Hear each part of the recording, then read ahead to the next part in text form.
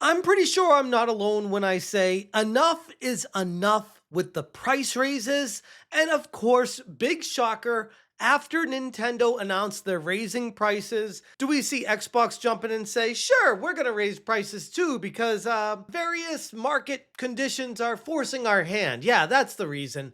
And now we hear Sony jumping on board saying, yeah, if everyone else is doing it, why shouldn't we? What's going on, guys? Welcome to another episode of Smash JT. Sony recently held their quarterly earnings report where the high up CEOs were talking specifically about Sony's PlayStation 5, the prices of it, and concerns about what else? Tariffs. Because what we've seen with how these companies use tariffs is an excuse to raise prices. The tariffs themselves aren't actually what's causing the prices to raise. They keep pointing to that, but then when it comes to how much they're earning, they are making record amounts of money, and they don't want to see that go away. So instead of saying, hey, you know what? We're going to take a hit on this because of these tariffs, we're just going to pass that cost off to the consumers. And you think, oh, just because it's the US and Trump tariffs, it's just going to affect the US? No, Sony's going to take this opportunity and say, hey, why don't we just raise the prices everywhere and blame it on Trump? That always seems to work. Hit that subscribe, give me a like, and check out smashjt.com for the full article breaking down how Sony is now considering raising the prices of basically everything that they're putting out there and blaming it all on the convenient thing of, Trump's tariffs. Regarding the tariff, let me answer to the tariff question. 100 billion yen impact have been it's assuming the official tariff rate, which has been announced in hardware. Hardware business is included in this. Sony just dropped some wild news during their latest earnings call. They're, of course, now considering hiking PlayStation prices globally to offset the financial blow of US tariffs. Oh, and yeah, they're specifically citing President Donald Trump's policies as the trigger that ignited it all. There's only one small issue that they're running into with this, and that is the tariffs are only in America. How do you explain why you're raising the prices everywhere? We are not just simply calculating the simple tariff to come up with 100 billion yen, but thinking about the currently available information and also looking at the market trend, we may pass on to the price and also shipment allocation. So we are taking a different measures in managing to come up to the 100 billion yen impact. That's what we are thinking. Thank you very much. According to CFO Lin Tao, they are expecting to roughly hit around 100 billion yen or $680 million USD in tariff-related costs. So to soften the blow, they're now exploring a couple of different options. One would be what Trump is putting the tariffs in place for in the first place, which would be move the manufacturing into the United States so that you don't have to pay the tariffs in bringing the items in after they've been built. Or the other option is to just raise the prices on people because, hell, if recent history is any indication, these customers or gamers have shown that they will buy anything at any price as long as you keep throwing it at them. Although at some point you feel like it's got to hit a critical mass and it's not sustainable, and the house of cards is eventually going to come crashing down. But here's where it gets a little bit messy and convoluted, because like I said, the tariffs are Trump imposing these on out-of-country goods coming into the country. And these companies that are importing the goods need to pay the tariff price to get it in there, which you could say, oh, that's why it's raising the cost of the items. Okay, I get it. I might not agree with it. I might not like it, but I get it. That's where it's coming from. What Sony's trying to say here is, well, yes, the Trump tariffs are just so ridiculously high that we can't pass that on to the customers in the US because it's just going to be too much. So we're going to lessen it in the US to acceptable amount and then spread the rest across the rest of the world to make everyone else pay for the tariff as well.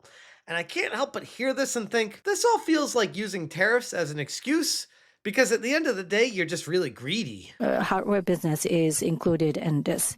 In terms of our portfolio, GNS, games, and also ETNS, and INSS, semiconductors. So those three segments We are actually incorporating on par basis from these three businesses. Their attempted justification being here, according to Sony leadership, is that it's about spreading the cost instead of hammering their largest market, the US, which I have a very hard time buying that excuse, and I lean much more towards this just being an opportunity to inject greed where there shouldn't be any. But hey, that's the game industry in 2025, I guess. I mean, everything I've seen from Nintendo and Microsoft, we called this from a mile away. We're like, well, Sony's not going to be too far behind seeing the prices going up, even though record profits are seeing cash windfalls at all these quarterly earning reports. They can't help but say, yeah, but how do we make even more money? Let's be real though, if this is to be the case, because as of right now, they are just thinking and pondering options of what they can do. If Sony does move forward with raising the price of the PlayStation 5 in other regions to offset the tariffs, that's a raw deal for people that do not live in the United States. Other options that Sony could potentially pursue instead of doing this would be to raise the prices on other electronics to ensure that the PlayStation 5 does not go up in price anymore. As of this moment, all of these options are currently on the table, and Sony looks to be making a decision in order to keep the money flowing. It's not going to be one of those choices where they say, you know what, we're going to take the hit because, yeah, we're going to do everyone a solid and make sure that we don't go crazy with the prices on anything. If you're in one of those regions, you've already been subsidizing the American market. And now Sony wants you to potentially do it again because what? US politics? I mean, I don't think that's going to go over very well, especially when people in other countries start asking questions saying, wait, why are our prices going up? And Sony says, oh, because of the tariffs in America. There's going to be a lot of questions there. And the fact that they don't mention the obvious elephant in the room of how Nintendo and Microsoft just raised their prices while their stocks continue to hit all-time highs, you'd forgive me for not really caring what Sony tries to explain away here, because looking at what's happening right now, it's clear as day to anyone paying attention that these three companies all work in cahoots with each other and work as one group moving together to ensure a stranglehold of pricing in the market. And here's the one thing that I don't see anyone really talking about. Sony just announced a $1.7 billion stock buyback on the same day that they started floating around the price hike rumors to cover this $680 million tariff burden. Think about just how ridiculous all of this sounds when you pair these two things together. They made $68 billion last year. Sony, $68 billion with a B. And they're saying, yeah, the $680 million hit that we take on the tariffs is going to be too much for us to handle. So we're going to need to offset that cost on you, the customer, because we're just not making enough. On top of that, Sony wants us to eat the cost of the tariff that doesn't even amount to 1% of their annual revenue. It seems to me like there's plenty of room in their margins without bleeding gamers dry. But won't someone please think of the shareholders, because they're the ones that are really suffering here, making more highs, most money ever, cash windfalls that we've never seen in history. And they need more money, guys. Come on, have a heart. If anything, the stock buyback announcement shows where Sony's true priorities are lying, keeping the shareholders happy and not protecting their user base and gamers whatsoever. Their priorities lie with the shareholders like they always have. Which, to be fair, obviously as a publicly traded corporation, it should rely on the investors and they should give an allegiance to them. It just feels a little bit out of whack with how much attention Sony has been paying to the shareholders when compared to their actual customers, especially specifically in the realm of gaming. In the entertainment, rather than saying for entertainment segment, I want to look at it from the hardware segment and the software segment. And in entertainment, gaming, like consoles, these hardwares, of course, can be produced locally. I think that would be an efficient strategy. But PS5 is are being manufactured in many areas, whether it's going to be manufactured in the U.S. or not. It needs to be considered going forward. We're not in such a critical situation. Sony CEO Hiroki Totoki mentioned the idea of producing PlayStations in the United States as a potential long-term fix, calling it an efficient strategy going forward. But let's be honest, almost every part of a PlayStation 5 is being produced overseas. So what they're going to end up doing is creating the chips in Taiwan or Korea or China and then shipping them all together and bringing them all to the United States to compile them and slap a sticker on a box and ship it out to the stores, which I guess might not be cost effective initially, but in the long term, who knows? Maybe the chip manufacturers also relocate and open up offices in the US to meet demands.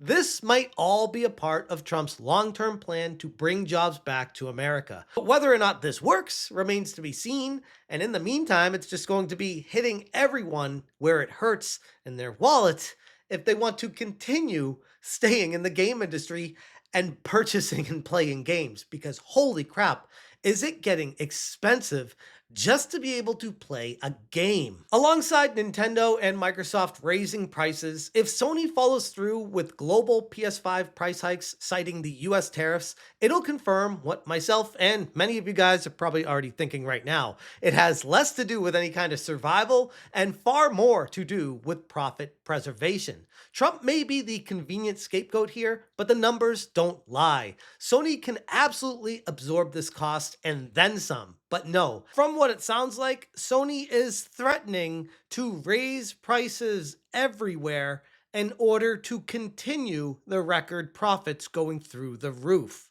And I don't think this is a direction the game industry can continue to go because, again, it's not sustainable. You are attacking the very people that are trying to keep you in business. And I don't know of any industry that stays in business for very long by bleeding their consumers dry. Anyways, I'm going to leave it there. If you guys want more information, check out smashjt.com for the full article. I will link this in the description below. If you guys appreciate what I'm doing, hit that join button. Thank you so much for watching. And as always, you stay smashing. But PS5 is are being manufactured in many areas, whether it's going to be manufactured in the U.S. or not. It needs to be considered going forward. We're not in such a critical situation. Smash it,